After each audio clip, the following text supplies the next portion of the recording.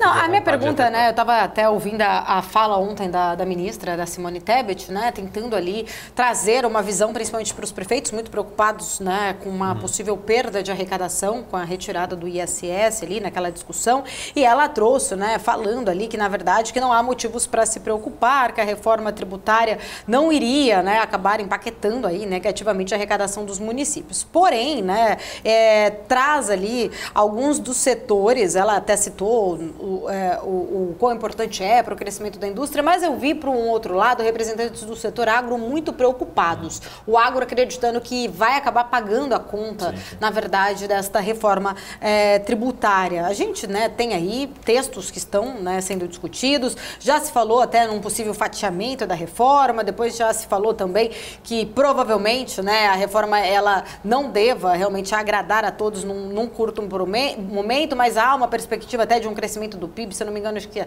10% no pior cenário, acho que o Haddad falou isso ontem, né?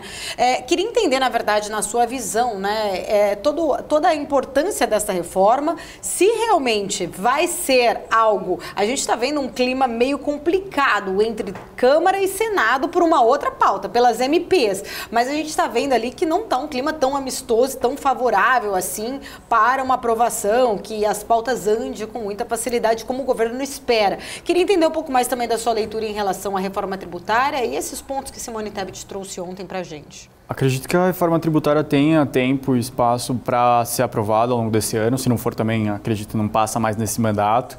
Agora é a janela que tem de oportunidade. É uma discussão antiga.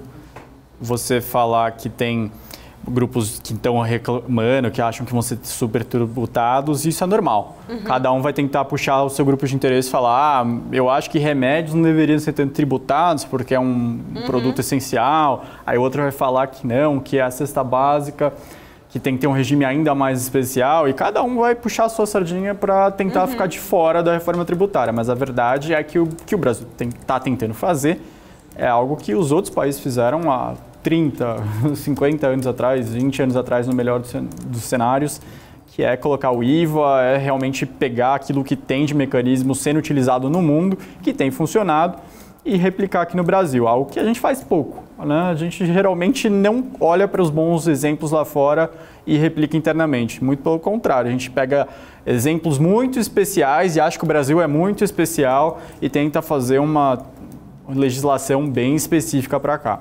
Então, eu entendo que quando você caminha para o IVA, a tendência é você diminuir o contingencioso, é você diminuir a quantidade de dúvidas sobre como pagar um tributo, a necessidade de verdadeiros exércitos de advogados para pagar tributos nas empresas. Isso tende a facilitar e estimular bastante o PIB no longo prazo.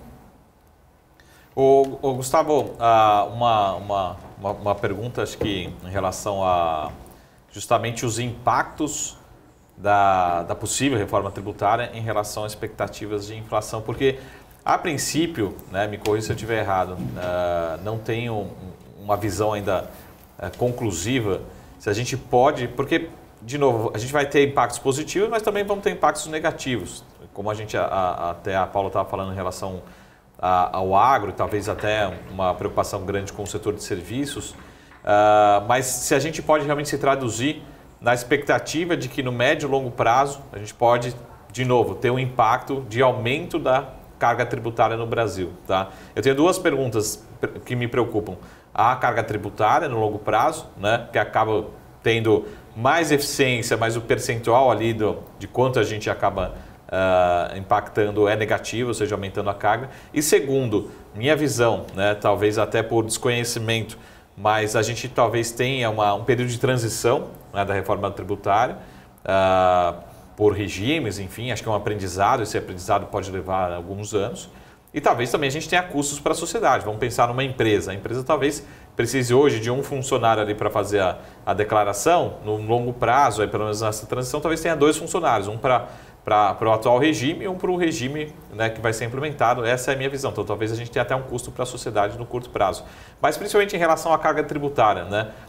O que a gente pode ler? Mexe na expectativa, pelo menos de longo prazo, ancora, desancora? Qual que é a preocupação que você tem em relação a relação entre reforma tributária, né, e expectativas de inflação de longo prazo aqui no Brasil, né? Eu acho que melhora a discussão, porque hoje o que acontece é um grupo de interesse está muito próximo de determinado partido, partido eleito, ele tem mais poder para chegar e falar: acho que eu mereço um regime especial aqui por 2 anos para incentivar a venda do meu produto para o brasileiro. Isso é um problema, porque, como você mencionou até na outra pergunta, pouco se é estudado, pouco se é avaliado dos resultados depois de que foi feito esse programa, e passa-se alguns anos e esquece dos resultados e pede-se de novo esse regime especial. Fala que se você não deixar o regime especial, vai gerar desemprego, vai gerar pior, a quebradeira de empresas, seja um setor ou outro. Então você tem esse sistema hoje que já é falho. No longo prazo, se você avalia que a carga tributária subiu mais do que desejado, mas que está excessiva, simplesmente você reduz para todos ou para boa parte de uma forma mais ágil. Por isso eu entendo que o IVA é uma evolução do que a gente tem hoje aqui dentro, assim como a gente consegue verificar no exterior que isso tem funcionado muito bem.